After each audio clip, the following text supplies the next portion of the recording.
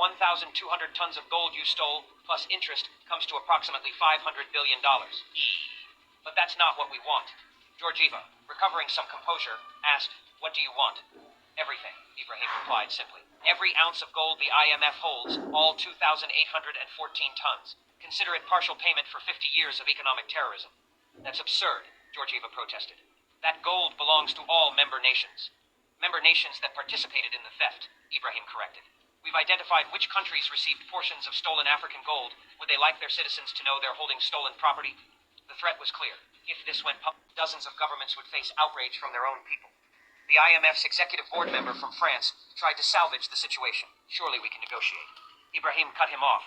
"The negotiation is simple. Transfer all IMF gold to the African Central Reserve Bank by month's end, or we release everything. Every document, every communication, every name involved in Operation Golden Leash. Your careers won't just end. You'll face prosecution for theft, fraud, and conspiracy." He pulled out his phone and showed a timer. "You have 72 hours to agree. Every hour you delay, we release one document to the press. The first goes out in 58 minutes. The room fell silent, except for the ticking of the ornate clock on the wall. Georgieva looked around the table at her board members, seeing panic in their eyes. The IMF had survived many crises, but this was different. This wasn't about economics, it was about crime. "We need to consult with member governments," she said weakly. "You have 72 hours, Ibrahim repeated. He stood to leave, then turned back. "Oh, and Madam Director, that suit you're wearing? The gold buttons are Ethiopian gold, stolen in 1974. We want those back, too." As the African delegation filed out, A left behind a room in chaos. IMF officials were frantically calling their governments, their lawyers, their public relations teams, but everyone knew the truth. They had been caught. What happened over the next 72 hours redefined global finance. The first document Ibrahim released showed IMF officials joking about stupid Africans not understanding loan terms. The second revealed coordination between the IMF and mining companies to undervalue African gold. The third exposed IMF employees' personal Swiss accounts filled with kickbacks from gold seizures. By hour 48, protests had erupted outside IMF headquarters. Not just African protesters, but Americans, Europeans, Asians, all outraged that an institution supposedly dedicated to stability had been running a theft ring. The U.S. Treasury Secretary called Ibrahim directly. "President Traoré, surely we can find a solution that doesn't destroy the entire international financial system." "The system is already destroyed," Ibrahim replied. "It's been a criminal enterprise for 50 years. We're just exposing the crime. But if the IMF collapses, then we'll build something better, Shibi. Something that actually helps development instead of preventing it." By hour 63, IMF board members had resigned.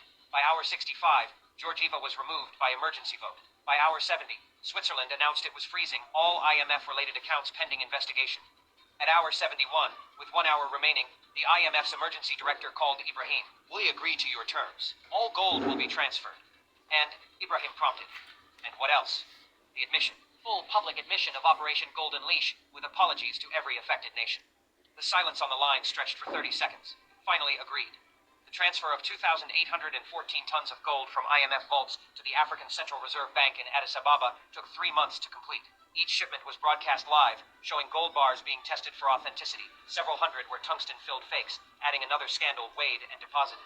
But the more significant change was structural. The IMF, stripped of its gold and credibility, could no longer impose conditions on loans. African nations, now controlling significant gold reserves, established their own development bank with radically different principles. Loans in local currencies, not dollars. Interest rates capped at inflation. No structural adjustment requirements. Debt forgiveness for genuine crises. Profits returned to borrowers, not kept by the bank.